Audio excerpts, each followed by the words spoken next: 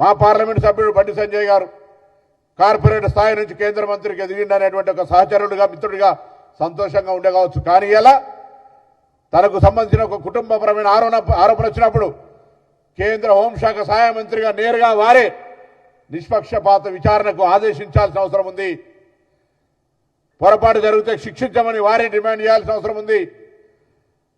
కాంగ్రెస్ పార్టీకి కక్షపూరితంగా వ్యవహరించి ఎవరి మీద ఉద్దేశపూర్వకంగా వేధించాలనే ఆలోచనలేమో సాక్షాత్తు పిటిషనర్ ఆత్మహత్య ప్రయత్నం చేసిందని పిటిషన్ ఇచ్చి ఇంత జరిగిన తర్వాత కూడా మీరు ఇంకా దానికి సంబంధించి సంజాయించుకునే ప్రయత్నం జరిగితే ప్రజలు గమనిస్తారు. ఇవాళ కూడా నేను ఒకటే మాట కోరుతా ఉన్నా,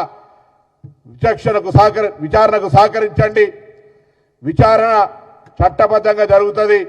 కేంద్ర మంత్రి హోదాలో దాని మీద ఒత్తిడి తెచ్చే ప్రయత్నం చేస్తే ఎవరిని కూడా ఉపేక్షించేది ఉండదు. ఆ విధంగా ముఖ్యమంత్రి గారు ఆదేశాలు ఇచ్చినారు.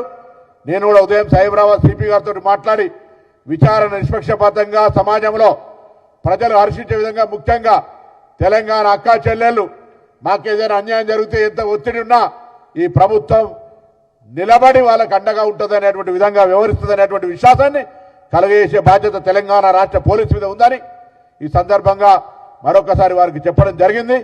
నేను విశ్వాసం ఇస్తా ఉన్నాం, ఎటువంటి ఆ కుటుంబం ఆందోళన చెందే అవసరంలే. తప్పకుండా ఎటువంటి వివక్షత లేకుండా, ఎవరిపైన కక్ష సాధింపు లేకుండా బరాబరుగా చట్టం తన పని తాను చేసుకుపోతుంది. విచారణ జరుగుతుంది. ఇందులో మా కొంత కుల సంఘానికి సంబంధించిన ప్రతినిధులు ఏదో ప్రభుత్వాన్ని కొంత వ్యక్తులను బదనాం చేసే ప్రయత్నం చేస్తారు. వీళ్ళు ఎవరు కూడా కులాల ప్రస్తావన, బీసీలు ఎస్సీ ఎస్టీల ప్రస్తావన లేదు. అమ్మాయి కూడా సేమ్ ఆ కులానికి సంబంధించిన అమ్మాయి కాబట్టి ఇక్కడ ఎవరు కూడా రాజకీయం చేసే ఆలోచన లేరు. అయితే పెద్ద మనుషులు, కుల పెద్ద మనుషులుగా ఇష్యూను పంచాయతీ చేసి పెళ్లి చేస్తారా, పంచాయతీ చేస్తారా, ఏం చేస్తారో మీ ఇష్టం. అండర్ ఏజ్ ఉన్నప్పుడు దానికి ఉండే చట్టం ఉన్నటువంటి నిబంధనలు ఏం చేస్తారో మీ ఇష్టం. కానీ ఇవాళ ఆ అంశానికి ప్రభుత్వానికి సంబంధం లేదు. ప్రభుత్వం ఫిర్యాదు వచ్చినప్పుడు తప్పకుండా స్పందిస్తుంది. అది ఎవరైనా సరే చట్టంలో అటువంటి పని చేసుకుని పోకపోతే ప్రభుత్వానికి మంచిది కాదు. కాబట్టి ప్రభుత్వంలో పోలీసులు తమ బాధ్యతను సక్రమంగా ఎటువంటి వివక్షత లేకుండా కేంద్ర మంత్రి అనేటువంటి ఏదో మరి మీరు ఆలోచన చేసి తప్పు చేస్తున్నటువంటి పర్సెప్షన్ రాకుండా కఠినంగా, క్రియాశీలకంగా, న్యాయబద్ధంగా వ్యవహరించాలని సందర్భంగా తెలంగాణ పోలీసులు ఆదేశిస్తాం. పక్ష సిపి సైబరాబాద్ గారు అటువంటి ఆదేశాలు ఇవ్వడం జరిగింది.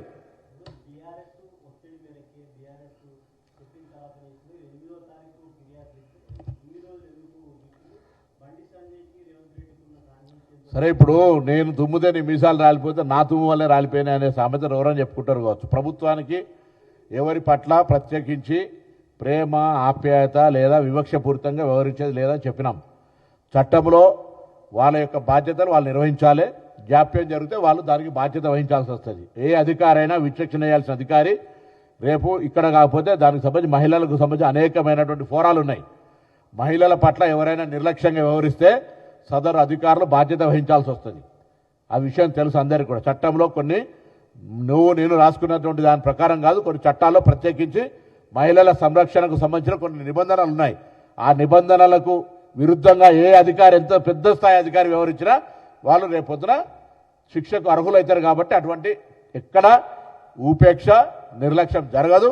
చట్టం తన పనికి సంబంధించి మేము ఎవరి మీద, వారికి సంబంధించిన కుమారుడి మీద ఏదో వ్యక్తిగతంగానో లేదు నేను చెప్తున్నా, మా పార్లమెంటు సభ్యుడు we have our own respect. But it means అక్కడ ఆయన పట్ల జరుగుతున్నటువంటి ఆరోపణను ఆయననే స్వయంగా విచారణ కోరి తన ఒక పారదర్శకతను, నిర్దోషిత్వాన్ని నిరూపించుకోవాలని కోరుతుంది సమాజం. ఆ సమాజం యొక్క ఆలోచనకు అనుగుణంగా హోదాలో ఉన్నటువంటి వాళ్ళు ఇంకా అందరికంటే ముందు వచ్చి నిర్దోషిత్వాన్ని నిరూపించుకోవాలి తప్ప మరి జరిగినటువంటి హిస్టరీ, పాలిటిక్స్, చూస్తున్న సోషల్ మీడియా, జరుగుతున్న పరిణామాలు, పిటిషన్స్ ఇవన్నీ చూసినప్పుడు వాళ్ళే కుటుంబ పెద్దలుగా లేదా దానికి సంబంధించిన కుల పెద్దలుగా సమాజంలో ఉన్నటువంటి వాళ్ళు వ్యవహారం చేయాలి. చట్టంలో తప్పకుండా నేను మళ్ళీ చెప్తా ఉన్నా, పోలీసులు తమ బాధ్యతను విస్మరిస్తే రేపు వాళ్లకు కూడా తప్పదు పనిష్మెంటు. కాబట్టి దానికి ఎవరికేం సంబంధించిన విషయంలో ఎవరెక్కడ ఉపేక్షించేటువంటి అవకాశమే లేదు, అవసరం లేదు.